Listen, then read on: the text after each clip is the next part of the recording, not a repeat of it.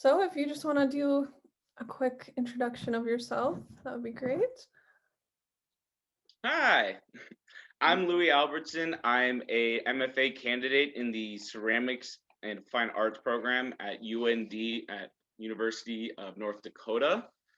I've been here for over a year now, and my primary medium is ceramics, and I'm exploring the idea of comfort and kind of a feeling of connection through the use of ceramics, as well as creating ceramic objects, not objects, ceramic furniture and objects that will accompany it.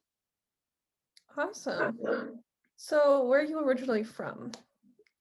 I was born and raised in San Francisco Bay Area. And I lived there for probably about 23 years before moving to Arizona to get my bachelor's, my BFA, also in ceramics. Mm. Should I just start going? Like keep going on, And here you are, yeah. No, right? that's perfect. So currently, yeah, MFA candidate. You're actually my teacher, so that's pretty cool. And we have Art 410, art history together, so that's always Yeah, fun. So I guess you've been in North Dakota pretty much the whole span of the pandemic. A yeah. little bit of normalcy, but there was pandemic last March. So how has like the pandemic, the isolation, the shift to Zoom and everything, how do you think that's affected your artistic process? So for a while, it was extremely hard for me to find the correct motivation to go into the studio because as an MFA student, I have unlimited access to the studio.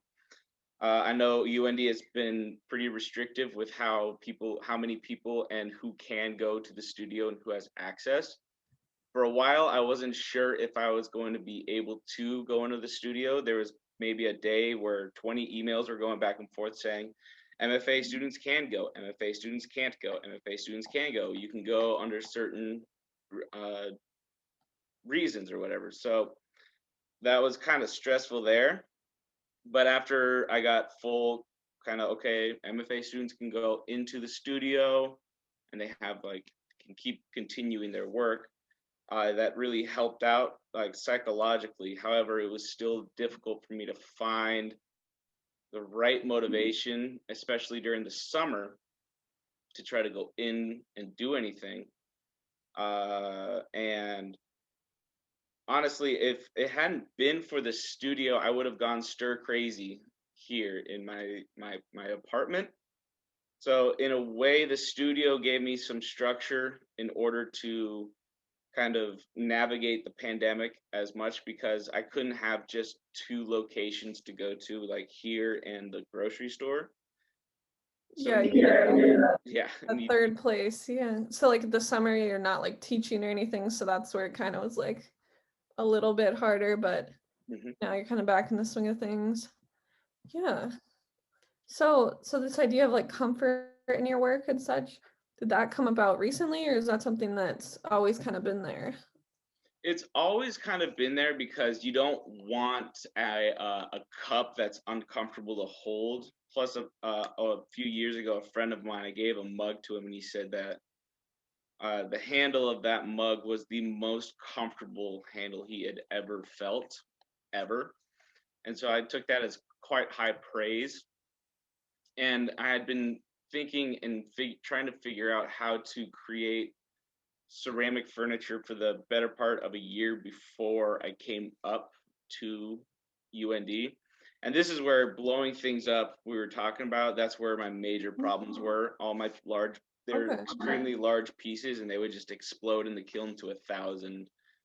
I'd have a 2 foot tall piece, and then at the end of the firing, I'd have 1,000 shards instead of an actual Oh piece. So that no. was kind of devastating. But coming up to UND and kind of having that freedom to explore this concept of uh, a ceramic object that is not your typical teacup, mug, or what have you, has really pushed me to try to figure out, okay, I know now how, like the nuts and bolts of how to create this form that I want. Now it's a real challenge for myself to figure out the reasons why I'm making them. That's a big deal with the art community, and being an MFA candidate is having to justify everything that you make. Yeah, I'm actually applying to the BFA program in like 2 weeks or so. And that's like I'm a little nervous because I haven't had to do that yet. So I'm preparing myself. But yeah, that's definitely a difficult thing to do. Mhm. So with the um furniture you're doing, um, so is that was something you did a couple years before coming up here? Has that changed at all pandemic wise, or like so that was pre-pandemic, now we're kind of in the pandemic. Um are you looking at stuff around your apartment? Like where are you getting the inspiration for what type of furniture you make? Mostly, I look at other artists. Casey Zablocki is a pretty big influence, even though his style is extremely different from mine, as well as the Korean artist Lee Han Chung, or Lee Chun Han. I can't remember how the name goes, but they make very nice work. It's not a really academic way to say that, but really nice work, and really uh, Lee Han Chung has a style that kind of makes everything look soft, as well as painter, like a kind of like he uses his furniture as a canvas for his painting, and he paints with glaze, and it's very extremely just like energetic, full of life. But That's awesome. yeah, Oh, I was just gonna ask, so the scale for these pieces are his like life size, or are they all like smaller? life size. So Oh wow, okay. I've been trying to capture life size. I think I can even show, like, there's a table that I did last semester with a bunch of stuff Oh wow. that stands at about maybe my belly button at full height. So it's the pandemic hasn't really affected the idea of the work nor how to make the work, but it's affected how I think about the work being used, because I want now, because I'm thinking not in the moment of, oh, we all have to hunker down and wait. I'm thinking, okay, everyone's been vaccinated, everyone is the time has passed and everyone's fine. I want to start gathering people back together and use the ceramic objects and furniture as a kind of gathering point for people to come in and use and have a conversation about and with. That's a great idea. That's actually what I was going to touch on next is like post-COVID. So that's awesome. Your work will be, that's like the perfect idea to kind of have like this piece people can gather around. Mhm. And like, I just can't wait for like that time when we can just like all hang out Oh, and me. like have our normal life back. Like have like gallery shows and such, Hmm. that are like more normal than the ones that are going on now. Let's see. So like post COVID, kind of in general, like I'm kind of curious about this. How do you think art will change in general? Like, will there be like a shift? Like, are people gonna start making like more personal art or something? I've like found that in my work, a lot of stuff is getting like more personal, but I think that might just be like the evolution of how it goes. Hmm. But like this time of isolation, I feel like may have an effect in the future. I would agree. I think touching on the evolution of work becoming more personal, I think that's just what happens when it gets to a point where artists no longer really want to make work that is like, this is for the masses. You get to a point where you really want to just be like, this is a piece I've been thinking about, and I'm making it, like, I don't want to say just for me, but I'm just gonna make it because it's been in my head for so long and I want to. And artists, I think, now using this isolation either to acquire new skills or improve on the skills that they have, especially if they have their own studio. And I've been seeing a lot of work that's very introspective, trying to figure out like how this excuse me one second.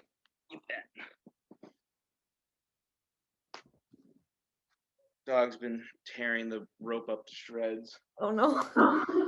Um, a lot of work is introspective and trying to figure out how they're kind of dealing with the mental strain of being isolated for so long and trying to really figure out like how they feel and what's going on with them. A lot of the work can look very depressing from that kind of standpoint because 2020 wasn't the best. So a lot of people are making work that is just like down with 2020, bad, whatever. But at the same Mhm. time, I think a lot of artists took that time to really grow and figure out like what they really wanted. I knew that I did for sure. Tried to. Yeah, I can relate to that as well. Um, so I was kind of curious about the social media aspect. Do you have a social media account, like sharing art through there?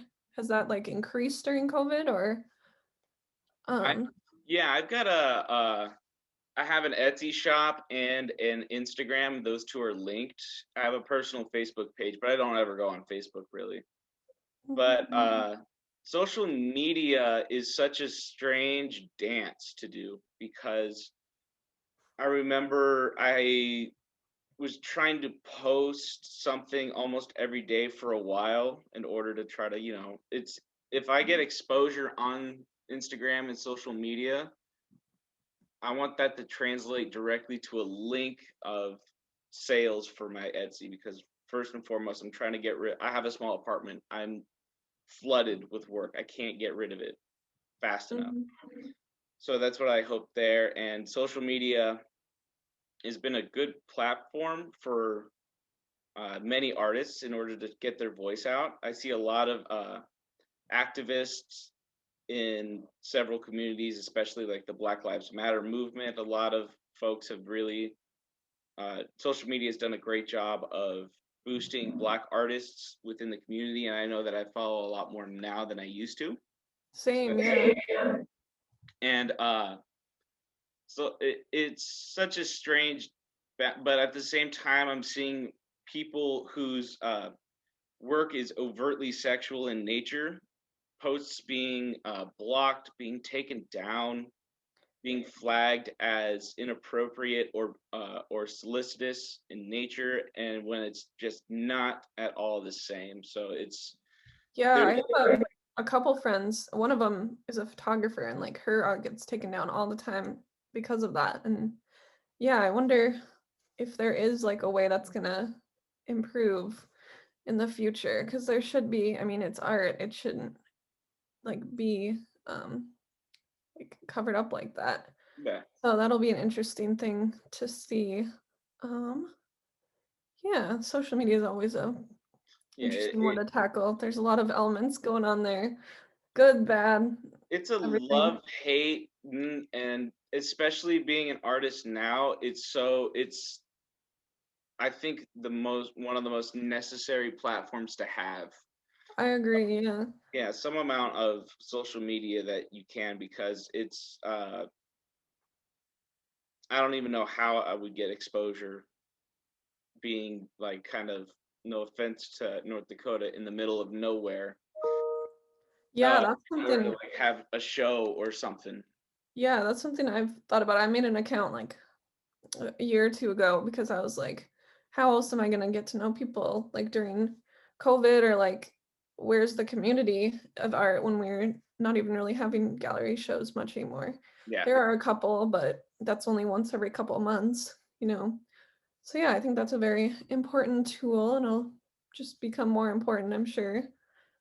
So yeah, kind of like shifting over to North Dakota. I know you've only been here for about a year, but um, how do you think like it's probably a big culture change from like coming from Arizona and San Francisco area. Um, does that like affected the way you work at all or your artistic like the stuff that you make? Or you kind of mentioned it's kind of stayed the same so far, so maybe just more your process. it's changed in a way that I haven't been this far north ever for an extended period of time. I was Before moving up here, I was literally on the border of Mexico and Arizona. So So very dry, very very hot, I'm guessing. dry, hot, desert, scorpions, tarantulas. It must have moved. been good for pottery though. It was pretty all right. There's actually a extremely strong ceramics community from where I was living. Uh, yeah, very very strong. In Bisbee, Arizona. I suggest checking that out if you get a chance. Yeah, for sure. Um, but coming up here, it's very, I don't know. It's the pandemic has completely changed how I would go about being in a new place, because pretty much as soon if I were up here and there was no pandemic and nothing, I would be going, out with uh just going out, going to town, like trying to see which restaurants I like, which who has the best pizza in my opinion. I can tell you now that my pool game is shot and in the tank because I haven't been able to go out and shoot pool in over a year.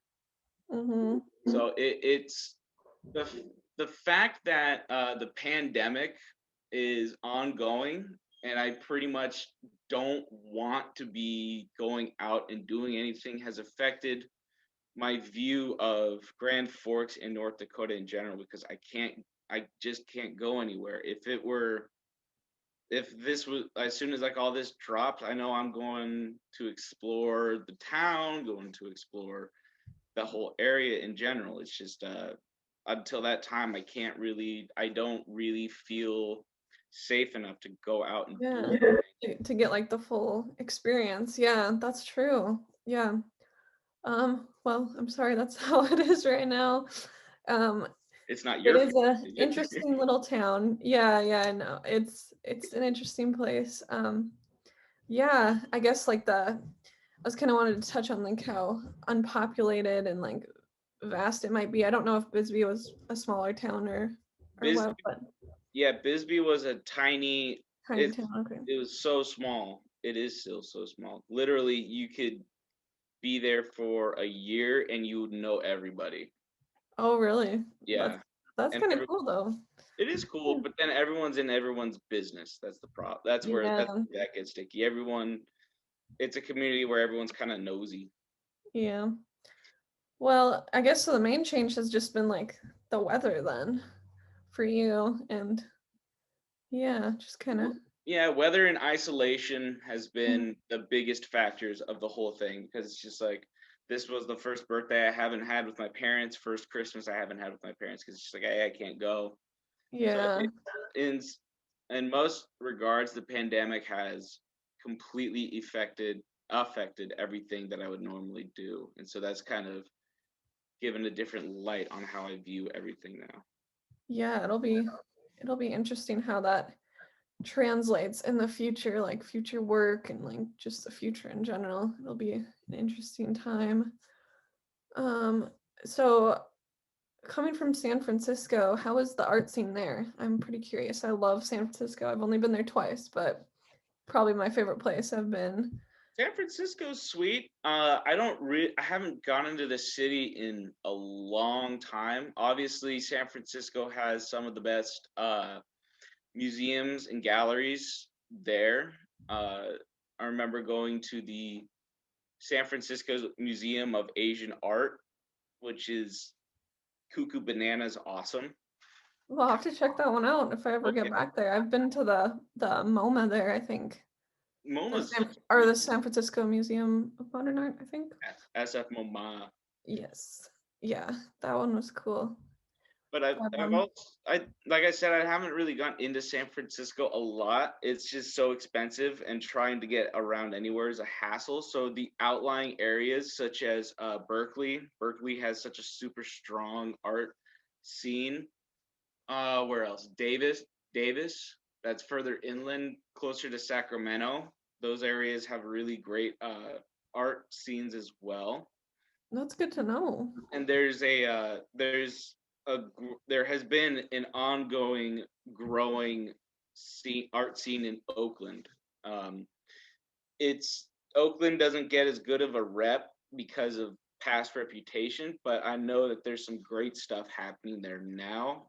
There's a one place I meant to go to before moving was a place called the Crucible, which is an and it's a metals factory where metal artists have all come together to create their own place to create stuff. That's really interesting. I guess bringing it back to social media, I bet they probably have a social media I could probably check out later because I I want should to see what too. that's about. Yeah, super cool. Well, I think we touched on most things. Are there any other like experiences you've had in North Dakota so far that you'd like to share? Like experiences at UND? Anything standing out? Oh, just the kind of shock of needing to learn how to teach has been uh that's been a thing. I Yeah, hadn't and I guess now that it's all online, it's a completely different thing. I know like the cameras didn't work at first and stuff. Like I felt so bad. Like that's rough. I mean, that was like trying to learn as things go on. We're getting better and better every day. But I kind of like uh the Zoom kind of aspect. I never thought that I would be any good at a not just teaching but also learning online, but now I've had to adapt, so I've actually been doing pretty good at that. Because not only do I teach your guys' class online with lectures and such, but I also TA for Nicole, and I Oh teach yeah. uh, 4 classes a week for our Art 150, our kind of, I can't remember the term. It's like general art history throughout time. What is that? The survey course. Okay. So it's kind of nice to be able to literally wake up 10 minutes before class starts and just throw on the Zoom T-shirt and put up and then get to class instead of having to rush to class and prep that way. So it's pretty. Yeah, that's something I've been thinking about just like as a student, like before that was probably like 15 minutes on each end of a class where I'm like getting ready to go, driving over there and stuff. So yeah, there's definitely more time, um, less stress, honestly, most of the time. At least for me, it seems that way. But Yeah, yeah, I agree. cool. Well, thank you so much, and it was nice talking with you. You too.